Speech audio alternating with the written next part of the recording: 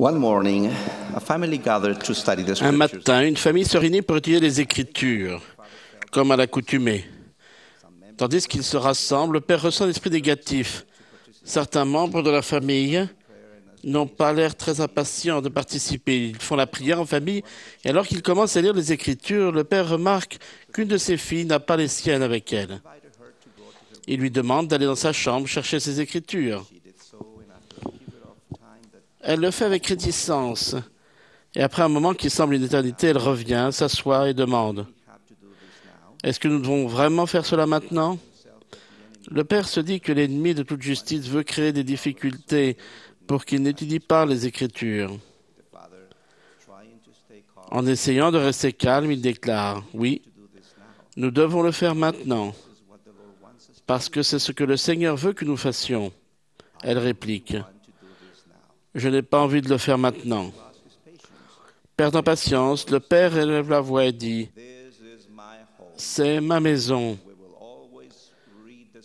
et nous lirons toujours les Écritures dans ma maison. » Le ton et le volume de sa voix blessent sa fille, et ses Écritures à la main, elle quitte le cercle de famille, court vers sa chambre et claque la porte. Ainsi se termine l'étude des Écritures en famille. Aucune entente et peu d'amour ressentis au foyer. Le père sait qu'il a mal agi. Il se rend donc dans sa chambre et s'agenouille pour prier. Il supplie le Seigneur de l'aider, sachant qu'il a offensé l'un des enfants de notre Père Céleste, une fille qu'il aime profondément. Il implore le Seigneur de rétablir l'esprit d'amour et d'entente au foyer et de leur permettre de pouvoir continuer à étudier les Écritures en famille. Tandis qu'il prie, une idée lui vint à l'esprit. Va lui demander pardon. Il continue de prier avec ferveur en demandant que l'Esprit du Seigneur revienne dans son foyer. Une fois de plus, l'idée vient. Va lui demander pardon. Il veut vraiment être un bon père et faire ce qu'il doit l'être. Alors il se lève et se dirige vers la chambre de sa fille. Il frappe doucement à la porte plusieurs fois. Il n'y a pas de réponse. Alors, il ouvre lentement la porte et voit sa fille en train de sangloter sur son lit. Il s'agenouille à côté d'elle et lui dit d'une voix douce et tendre « Je suis désolé. Excuse-moi pour ce que j'ai fait. » Et puis de la bouche de l'enfant vient la leçon que le Seigneur veut lui donner. Il répète « Je suis désolé, je t'aime et je ne veux pas te blesser. » Elle cesse de pleurer après un bref silence. Elle prend ses Écritures et se met à chercher un passage. Le père observe tandis que ses mains pures et délicates tournent les pages des Écritures les unes après les autres. Elle arrive au verset qu'elle cherchait et elle commence à lire très lentement d'une voix douce. Car l'homme naturel est ennemi de Dieu. Il est depuis la chute d'Adam et le sera pour toujours et à jamais, à moins qu'il ne se rende aux persuasions du Saint-Esprit, de l'Esprit Saint, et ne se dépouille de l'homme naturel, et ne devienne un saint par l'expiation du Christ le Seigneur, et ne devienne semblable à un enfant, soumis, doux, humble, patient, plein d'amour, disposé à se soumettre à tout ce que le Seigneur juge bon de lui infliger, tout comme un enfant se soumet à son père. Tandis qu'il est encore agenouillé à côté de son lit, un sentiment d'humilité l'envahit et il se dit « Ce verset a été écrit pour moi. Elle m'a donné une grande leçon. » Puis elle tourne les yeux vers lui et dit « Je suis désolé. Je suis désolé, papa. » Au même moment, le père se rend compte qu'elle n'a pas lu ce verset pour le lui appliquer, mais qu'elle l'a fait pour se l'appliquer elle-même. Il ouvre les bras et l'étreint.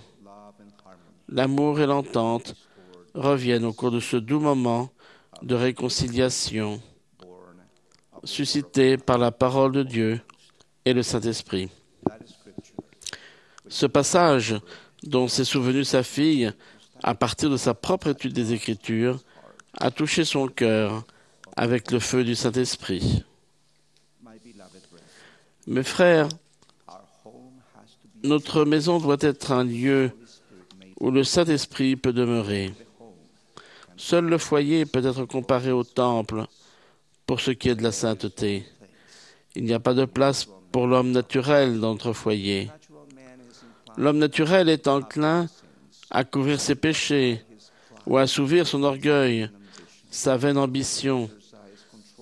Et lorsqu'il exerce avec quelque degré d'injustice que ce soit une emprise, une domination, une contrainte sur l'âme des enfants des hommes, voici, les cieux se retirent.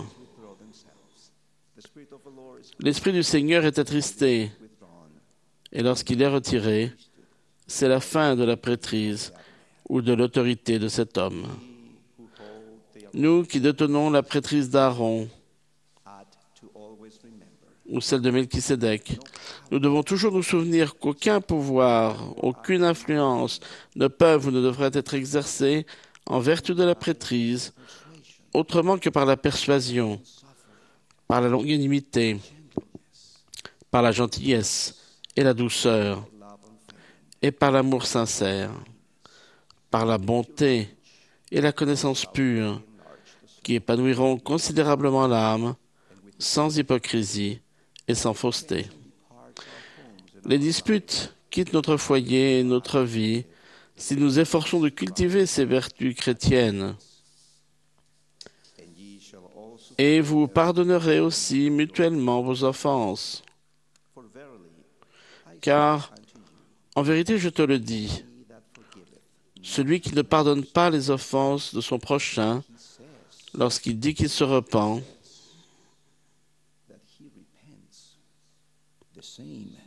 celui-là s'est mis sous la condamnation. Je suis désolé. Je suis désolé, papa. Le Seigneur Jésus-Christ, qui est le prince de la paix, nous enseigne à établir la paix dans notre foyer. Il nous enseigne à être soumis, ou en d'autres termes, à céder à la volonté ou à la puissance du Seigneur. Va lui demander pardon.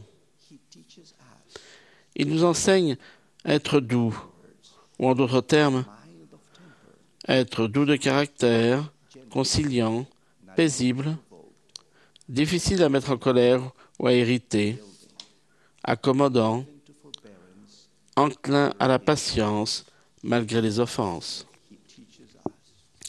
Il nous enseigne à être humble, ou en d'autres termes, à être simple, modeste, doux, soumis,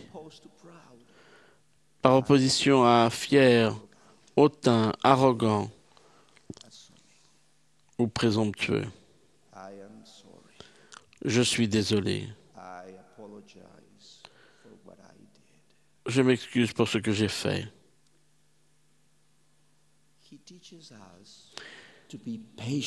Il nous enseigne à être patient, ou en d'autres termes,